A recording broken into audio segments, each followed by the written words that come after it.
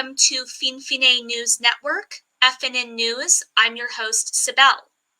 In recent news, the OLA has reported foiling a planned attack carried out by Prosperity Party troops located in Negele Borana, which resulted in 35 dead and over 50 injured.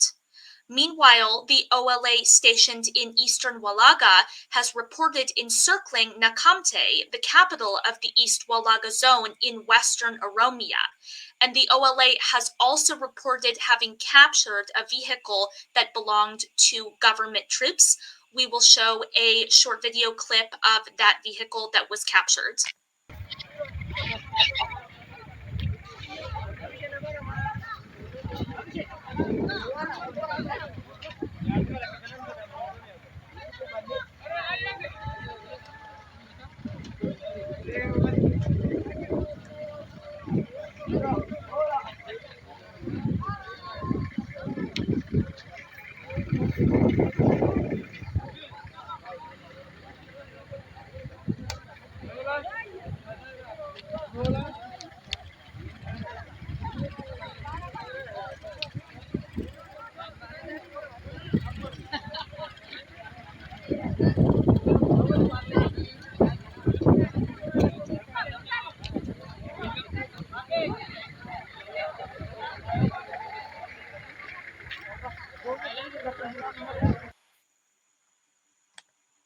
So again, that is a vehicle that was captured by the OLA that originally belonged to government troops. Moving on to other news, there have been reports of government forces shelling residential homes, government airstrikes that have injured civilians, including several children. We'll put up a graphic image here warning. So government troops have continued aerial bombardment of residential homes, which resulted in the killing of civilians in Wallo, and the government has also expanded airstrikes into Ebantu and Kiramu in the Eastern Wallaga zones. And the government has also, additionally, some youth from Badano in the East Hararge zone and Daro Labu in the West Hararge zone have also reported a massive forced conscription carried out by the government.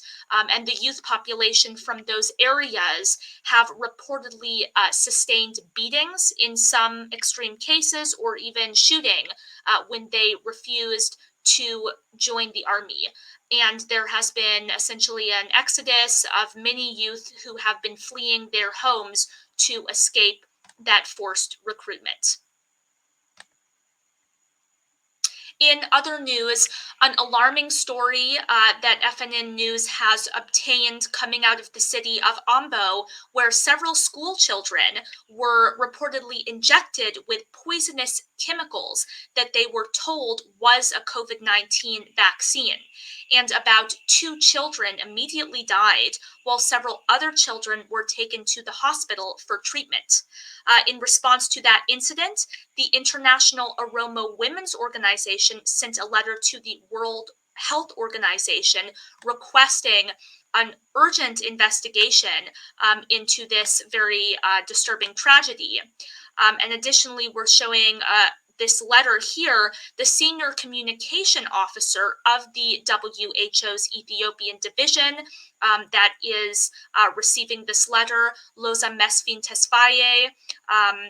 This letter also mailed to that communication officer, questioning if the deaths could potentially be related to the ongoing political tension and turmoil in Oromia. And additionally, along with this letter came a list of the names of the 635 Oromos that have been killed in this violence from June of 2020 to the beginning of November in 2021. And this comes after the Ethiopian Federal Ministry of Health has launched a vaccination campaign that has targeted citizens 12 years old and above.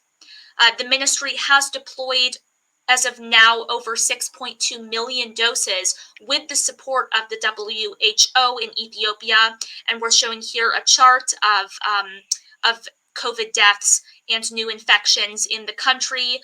So that's 9,015,832 doses now administered throughout the nation of Ethiopia. That's covering around 4% of the population, according to Reuters. However, luckily, COVID infections are decreasing throughout the nation, with about 144 average reported infections every day.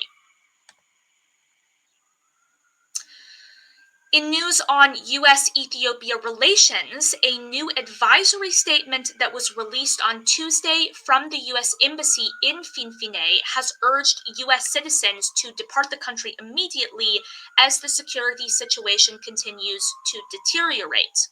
And this comes after an earlier statement from the U.S. Embassy that warned of the possibility of terrorist attacks released late last week, provoked outrage from many supporters of the Prosperity Party and the government.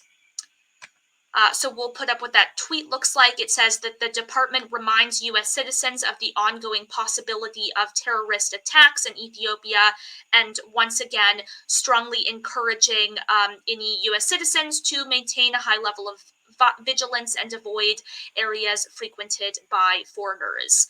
So in response to this tweet and this announcement, Kebede Desisa, that's the state minister, told the Ethiopian Broadcasting Corporation that the U.S. should stop propagating, quote, shameful fake news and defamation regarding Ethiopia.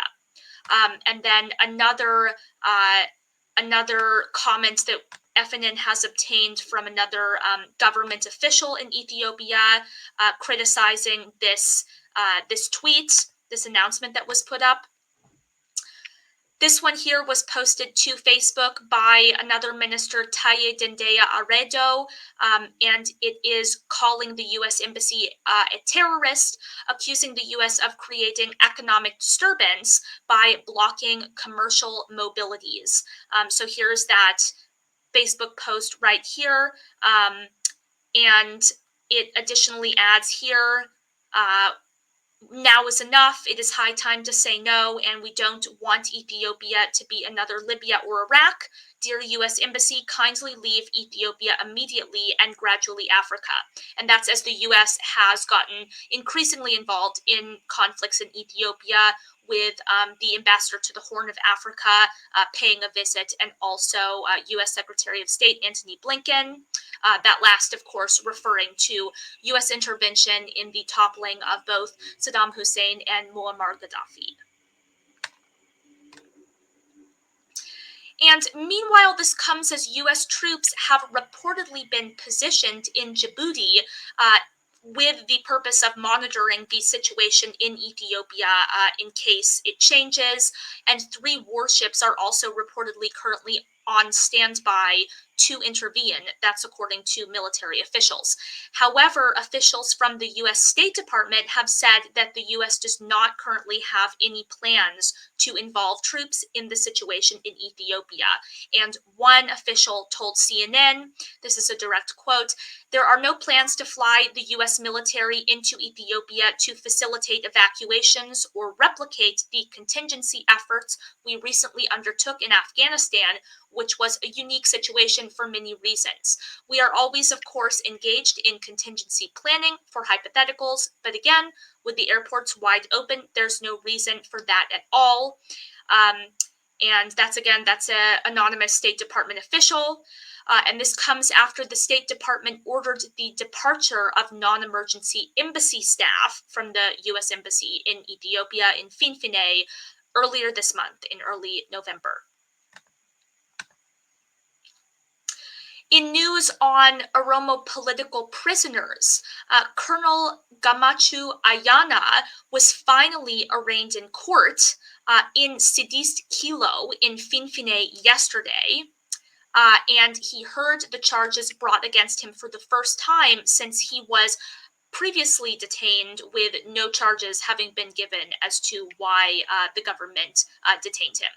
He had last appeared in court over 6 months ago, back in May, before security forces took him and 13 other leaders and members of the OLF to an undisclosed location, even though the court had dropped all of the charges against him. And a family member of Gamachu has told the Ada Standard that, quote, they filed an appeal against the charges the court dropped 6 months ago. So in the future, we will continue to bring you updates about the situation in Ethiopia, as well as Oromia and the status of these political prisoners. Once again, thank you for watching Finfine News Network, FNN News, and I'm your host, Sibel.